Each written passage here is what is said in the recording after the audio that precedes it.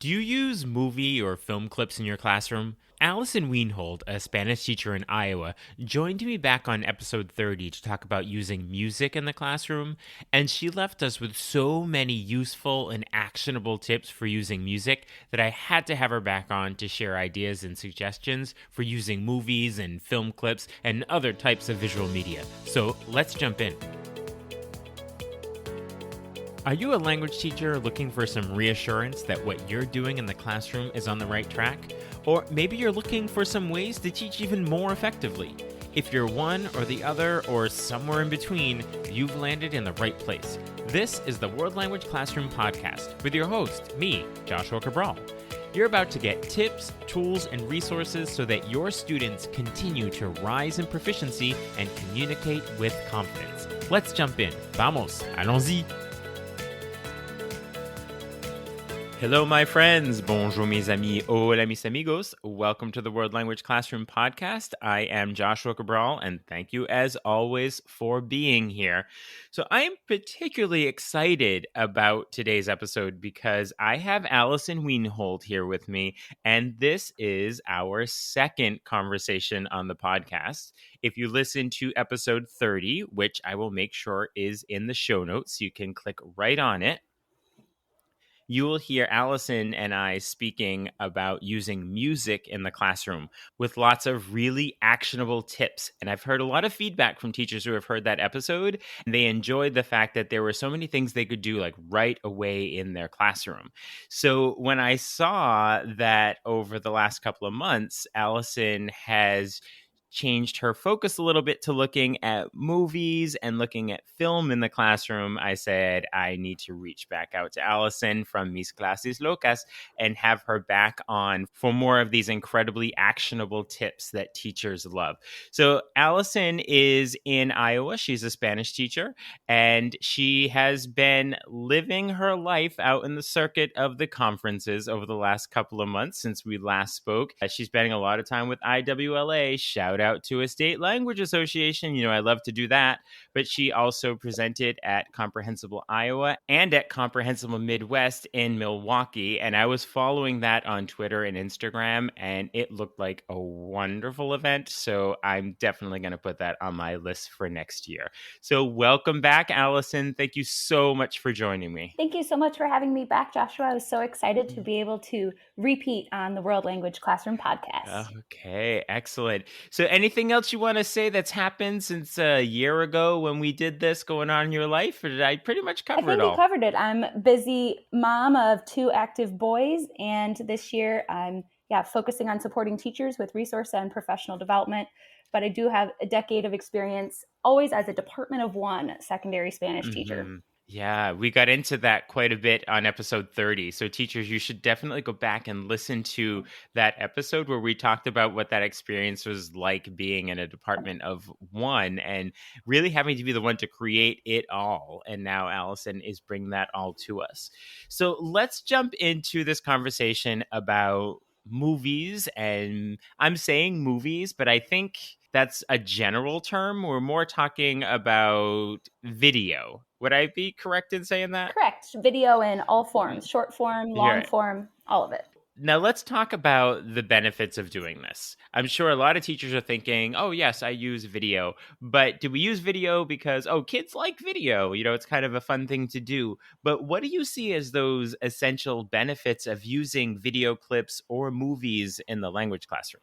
I think one of the biggest benefits is the authentic culture. It's such an accessible way to bring in current, relevant, fun culture, but also bring in authentic language. As you mentioned, it is a way to engage students. We know that students and everyone were really into consuming video content. If that is a way that you can help hook maybe a little more reluctant students in, it's a great way to get in your products, practices, perspectives. So you touched upon those linguistic and cultural benefits, and we're going to get into some specifics about actual types of video to be using. But can you think of a particular cultural phenomenon or element that you've highlighted with students that really intrigued them and hooked them in? I found that students really enjoy kind of unique cultural festivals and celebrations, and just being able to see real people and not just, things that seem more abstract. It's real people living their everyday life who are living just in maybe a different part of the world. And so when we're talking about these movies and these video clips, where are you sourcing them from? Where are you coming up with them? Well, it kind of depends on which one. If we're talking about like short video clips and specifically ones that people use with like Clip Chat or Movie Talk, there are huge databases of organized clips if you're looking for a specific theme or a specific type of thing to be able to demonstrate. But also, I know this isn't like anything fancy, but I'm a huge YouTube fan. And just searching something in the target language and obviously watching it and vetting it and making sure this is something that you can use. But besides all of those, I really do enjoy things that people have already created. So curated resources, that saves so much time. And I think that's another big benefit that I'd forgotten to mention about using any kind of video clip is it gives the teacher a break. It saves mental energy. Even just showing a 3-minute video where students have a task, it makes a more sustainable part of your day that if you know you have that, repeated throughout the day. Yeah, it's okay to make it easier on yourself and find not just the clips and curated things that other people have already created to make it easier for yourself. And so I'm going to ask you a question that's very similar to the one I asked you on the music podcast. I remember this. I remember asking you, do you find a good song and create a unit around it? Or do you create a unit and then find a song that fits it? So I want to ask you that same question about video clips and movies. Do you tend to find, oh, this is a really good clip or this is a really good movie, I want to create this unit around this theme? Or are you starting a theme with a unit and then out there searching for video to use with it? Or maybe it's both, but just talk us through the process so we can kind of see how that works for you. To be honest, since I had always been my own department, I actually found a lot of videos and such through resources that other people had created. It takes a lot of effort to create student-friendly scaffolding that go along with authentic resources. And so I'm all for finding things that are already ready-made, and that is helpful to me. So, sometimes I was trying to find something that complements a unit, but I didn't have the time to find a video and be like, I'm going to create this entire unit based off of this. I know there are teachers who do, and I appreciate it, and I will buy that from you. So within a unit, you might find something that's going to work in well here. And sometimes I think that it might not be exact, but there's a portion of it, that maybe you're doing something about food and you can, find a scene with some food in it. And then you end up being able to bounce off to other areas with it and all that. I just like to hear like the process with teachers, like, where's that coming from? How's that working out? I would like to get into the trenches and the nitty gritty about what we're actually doing with these films in the classroom. I think this is what teachers, they start to get out their pen and paper and they're like, okay, give me your notes, Allison. What am I going to do with this film tomorrow? Right. So let's talk about the various types of video that we can be using. So let's start with short films. And what types of activities are you recommending with a short film? And also, what are we talking about when we say a short film? Short films have gotten even shorter lately. You can find authentic reels and TikToks that are under a minute long. And you could use that, bite-sized bit of language or culture, and that could make it really accessible, especially to novice students. It could be a very short clip. I know we'd already talked about music, but music and music videos, you can tell stories through video. The videos itself, even without the music or with the music, or even a travel video, drone footage of a certain country if you don't want any language included, or a nice short little 2-minute promo video for one of the countries that speaks the language that you teach. You just search in YouTube and find in the language, look up travel video for this country. And there's many different things. You can just show it. You can show that 2-minute video and have students discuss what do they see, what do they wonder, what is pictured, what's not pictured, what are they not highlighting from that country. Also, with various types of short films, especially kind of with Clip Chat or Movie Talk style, you could have it muted, pause, and discuss. I know some people can take a short film and make it a multi-day unit, stretching it out, starting with showing screenshots of it before the fact that students even know it's a film. Then maybe it's almost tricky. You're like, oh, that was a movie? That wasn't just a bunch of, it wasn't like a comic that we were looking at. What is Clip Chat? Can you unpack that a little for us? It is, I know there's a lot of different terms. I personally like to show stills from the video in advance And so that way the students are kind of familiar with. A lot of times people are trying to cover a certain vocabulary structure, or they're trying to get a lot of repetitions in of something very kind of specific. Or some people would just do it where the video is muted and they're showing it and pausing a lot. I found students get really anxious if you are pausing the video and they just want to watch it through. So I think it's better to use screenshots in advance, and usually with the teacher then narrating what is happening throughout that, or at least that's kind of the version that I have done. I know people have different versions of how they do it. So you're taking those screenshots and you're putting them on Google Slides or a PowerPoint or something like that? Correct. And I found it makes it more accessible as well if you add in the text that you're going to say. So the students do have a visual as well of what you're saying. And then you can even print those slides and use them in different things later, like ordering the events that happened, or matching the dialogue and the picture, or the description of the thing. So there's so many different things you can do to kind of extend that. Also, if you are wanting it to be a little less teacher-centered, you can do a similar kind of activity, but using with EdPuzzle. So that way, as a subplan or a virtual option, the students are watching the video and pausing and answering questions and things before they go on. And can you tell us now what EdPuzzle is? I just want to make sure that if teachers are hearing these terms for the first time, what that is. So EdPuzzle is a website. It's really great. And especially what's nice about it is there's already a lot of activities that people have created. So you don't have to start from scratch. You can search a certain topic or holiday or whatever it is you're hoping to find. It's searching it in the target language will come up with better results of videos that are actually in the target language. And then you can add in questions, true, false. You can add in open-ended. What's great is that you could take someone else's that they've started, make a copy, and make your own edits. So you're not starting from scratch. If you liked some of their questions, I would just make sure to vet them, because you can tell that some of the EdPuzzles are made by students.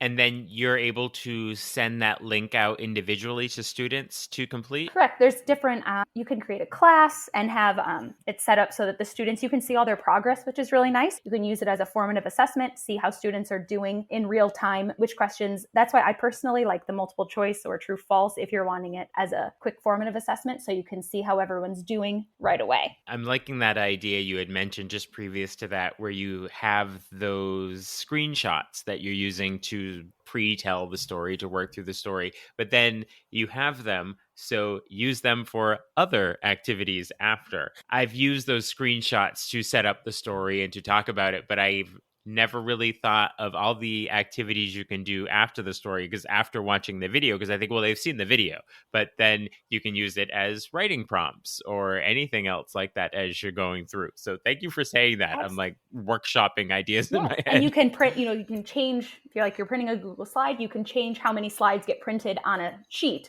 So that way, if you're wanting to make little manipulatives, or if you're wanting to leave a space so they write what is happening next to it, like the notes style, you could do that. As far as those short clips are going, have you ever used a commercial or something like that as well? Oh, yeah, absolutely. You can use commercials. It's a great, short, authentic bit of culture that you could use for a clip chat or for an EdPuzzle or anything like that. So we talked about short films and short clips and doing things like clip chat and using EdPuzzle, which I want to do more of. I've tried it a little bit, but you're kind of inspiring me to take another look at it right now.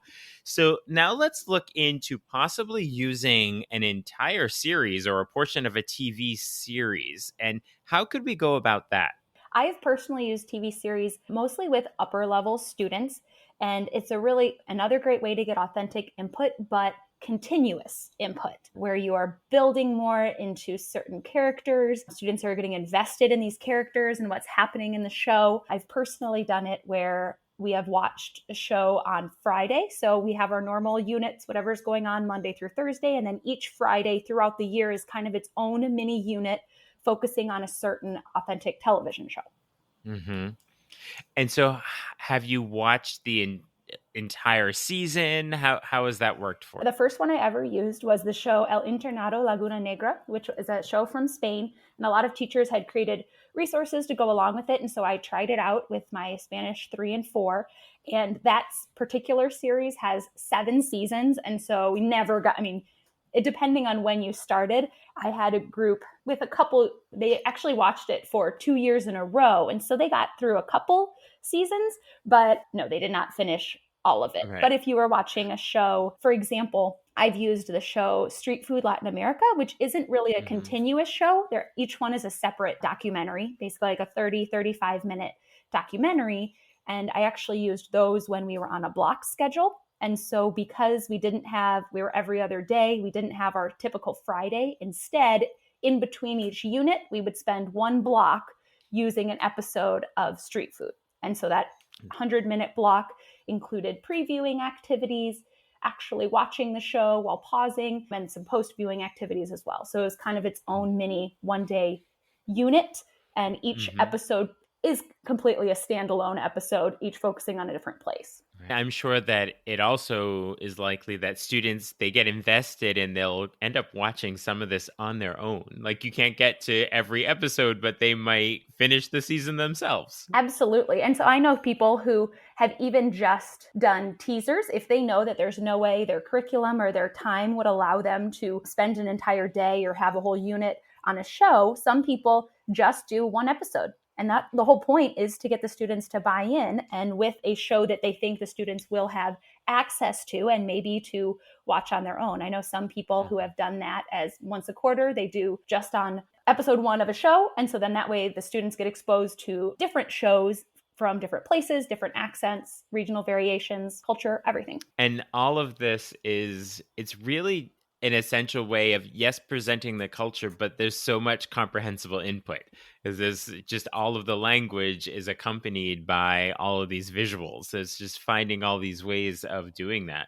So have you used full-length films in your class in addition to using shorter clips? Yes, absolutely. And so I know that some schools are very against using a whole movie, and I understand why it's gotten a bad rep. When I was a student, it was just anytime there was a sub in Spanish class, we watched the VHS, dating myself, of The Lion King in Spanish every time. There was nothing else to go with it. It did not go along with what we were doing, and so movies get a bad rep. But full-length feature films in the target language that are culture rich, you can absolutely convince your administration if needed, especially if you are tying it in with your particular theme that you're covering, if you are tying it into the season, the unit, and really making sure that the film is set in a target culture. So there's so many different ways to really sell showing a full film and why it is a very appropriate use of time, besides just the obvious give it to a sub who doesn't speak the language. Well, when you're incorporating all these different activities before and during, and you're not just watching it end to end and saying, "Did you like that movie?" There's so much more going to it. So I think if you wrap it up in that idea of a unit, what are some full length films that you've used successfully with students? So, for example, in Spanish class for a sports unit, the film Pelotero, which is ball player, it's a documentary following a couple teens who are trying to make it into the major leagues. And so I have found that even students who are not super into Spanish class, for example, sophomore boys, are really into a film about real people who then they can go and look up and find out, where are they now? Are they in the majors? Did they make it? Also shown animated films. So for example, the film for an environment unit, Pachamama, Mother Earth, it's set in Peru, and while it's animated, it has some deeper themes of indigenous cultures and a lot of kind of deeper things you could unpack with an upper level class. Also films like Selena, a classic for Hispanic Heritage Month or Women's History Month, or a music unit. And there's so many different things with identity that you could do with a lot of different films. When we're speaking specifically about Spanish, there's such a multitude of countries with different Latina cultures. And do you try to sort of, I'm going to say spread the wealth, but, be diverse within the countries? And how does that work with videos that you're choosing? I didn't do as great of a job as this when I started, but then at one point I went through and made a spreadsheet and was noting which cultures are represented, and are they, and how are they represented, and making sure that they're represented in a positive light. And it's not just showing certain places and poverty or immigration, but celebrating success and showing inspirational stories, not just struggle from different places. And so I think that's important to kind of take an audit and realize, are you only showing films from a bigger place, or just everything you're doing in class. That idea of doing your personal audit and by putting it all into a spreadsheet, I think that would be so useful for so many different types of units and themes. Because I think sometimes we have this idea that we are touching upon a lot of different experiences, but maybe when you put it all down, you think, oh, wow, I've been focusing on one specific area for a very long time. So I love that idea of the audit. I'm gonna do that. Awesome. And I'm gonna recommend that teachers try to do that as well. So thank you for bringing No that up. problem. And it's important to take the self-reflection and acknowledge that maybe we haven't been doing as great a job as we could have, and then to do better. As we're watching these videos, so there are a couple of questions that come up whenever we're doing video. And particularly because we're doing this in the target language, the videos in the target language, there are questions about the idea of using subtitles, whether that's in the common language of the classroom, meaning not the target language, so English, say in this case, or maybe even subtitles in the target language. And what are your thoughts on just subtitles in general? I think we have this idea that subtitles are this crutch, but really I like subtitles personally. When I'm watching my soap operas in Spanish, I like the subtitles because I'm a very visual learner. And so me seeing it, even if it doesn't match up exactly, it really helps me to understand it. And so I've realized it would be doing a disservice to the students to not give them that advantage. And so with upper level students, if you have front loaded the vocabulary and the characters, and they really will feel confident with the material, I think with those upper level students, using the target language subtitles are very helpful. Then it's reading comprehension now too, and listening to help. Oh, that was that word they keep saying, but now I've actually seen it, and it kind of helps, getting it in both ways.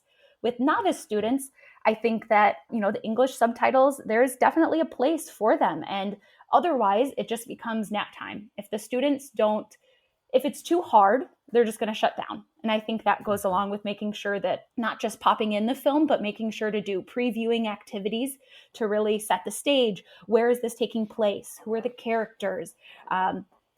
It's not necessarily spoilers, but showing the trailer in advance for sure, using things with the trailer and other videos leading up into the actual show or movie. So that way students feel confident and they're better able to understand the plot without being torn into so many different things of the language and just not understanding it. So one of the features of YouTube, using YouTube videos, this is something my students love, that they can play around with the audio speed. And so have you done any of that? And do you have any advice for dealing with options for audio speed? Honestly, when I listen to podcasts, and audiobooks, I turn them way up. And so I like to listen to things fast, but it does tend to distort the sound. If you slow it down too much, I've found with, for example, some commercials, you can move it down to like 0.75 or even maybe 0.5 if it's a super fast conversation. But other than that, it distorts it and then you can't really understand what it is anyway. So honestly, I don't usually change the speed very often. I would be much more likely to add subtitles or front load the vocabulary and everything that's happened before I would go to changing the speed. Yeah, it's not something I do in class, but if I give an assignment where it's a YouTube video that students have to watch and then do something with, they often tell me that, oh, well, I figured it out because I slowed down the speed. So I'm like, okay, they don't really care about the distortion, but that's kind of something that they do. One of those things that kids do where they think they're getting away and doing something bad. I'm like, ooh, you found some way of seeing if you could understand it. Yikes, that's so bad. But I do agree that the idea of front loading and priming with the vocabulary and helping them to pick out is better. The thing I don't like when students tell me that they're slowing down the audio to understand it, it's reinforcing this idea that you have to understand every word to understand what's happening. Often telling them, pick out the words that you understand to make sense of it, because you're not always going to have that option, but this is what technology does to us. They create these issues, right? So anything else you'd like to share about movies in the classroom or video clips that we didn't touch on yet? I'd forgotten to mention that I always, at my beginning of the year parent newsletter, includes a permission slip. And so I think that's really Oh, okay. important, especially if you are showing films that aren't just your GPG, if you're showing an authentic Hmm. TV show. I had everyone exploratory through Spanish 4, the parents fill it out and giving them the option that if they wanted to preview. I never had anyone take me up on that. I also never had anyone not give permission, but that way I feel it covers yourself of any film, something you show in class, that you had permission for that. So that's always a Excellent. good idea. And when you do that permission slip, do you tell them the particular films you'll be using throughout the year? I'm guessing maybe sometimes at the beginning of the year you haven't figured all that out yet, or do you just sort of do a general Mine permission? was general, and it said like the students may be viewing films that are, and depending on what it is, if it was PG-13, if you had senior students and your students were watching an R film, I had that before, and saying that these are all for an educational value, been previewed by the teacher, or maybe things are going to be skipped, and feel free to reach out. If you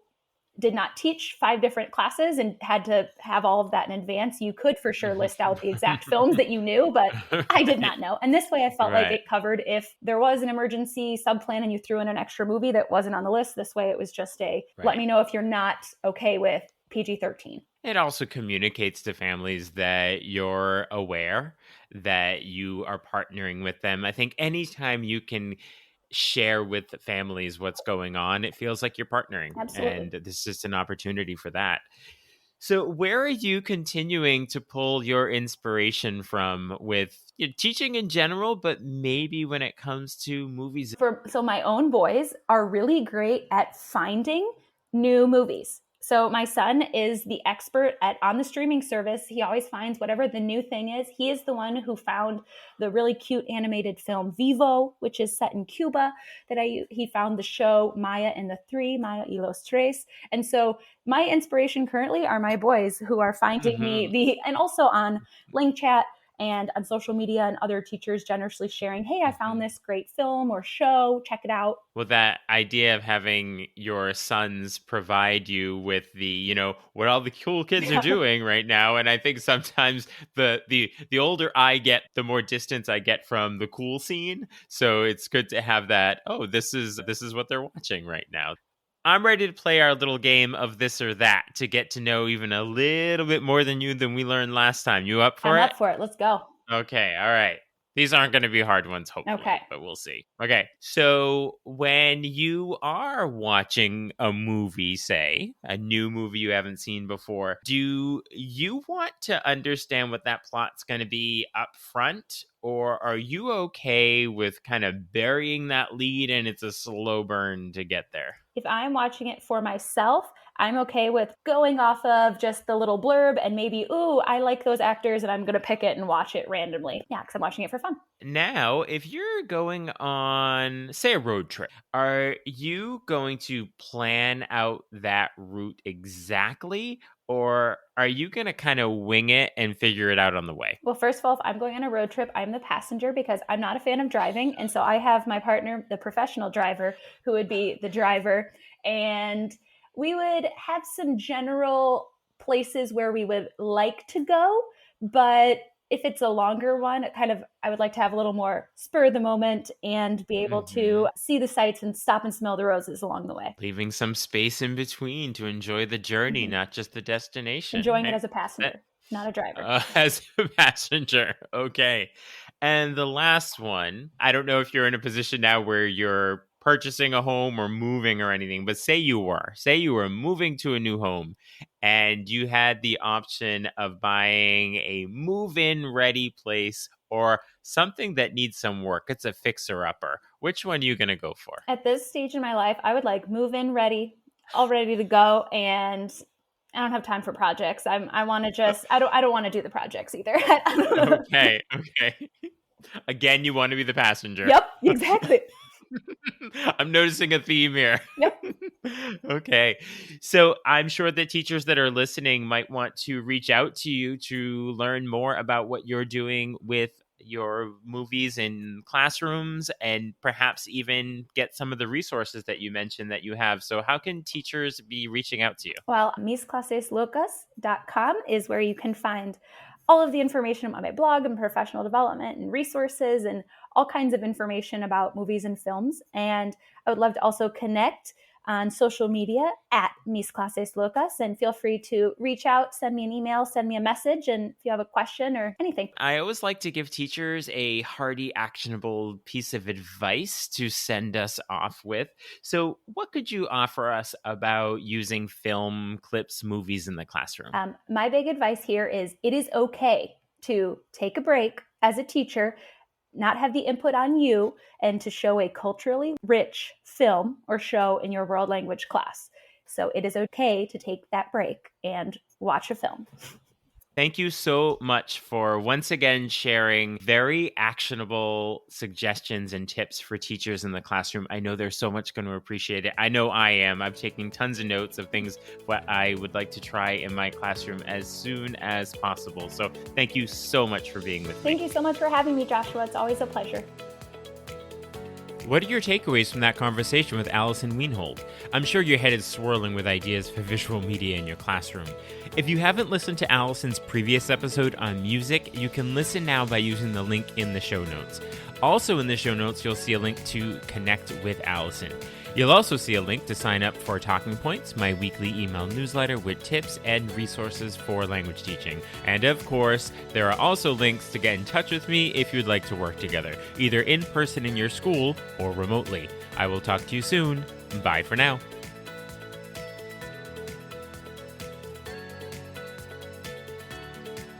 You've been listening to the World Language Classroom podcast.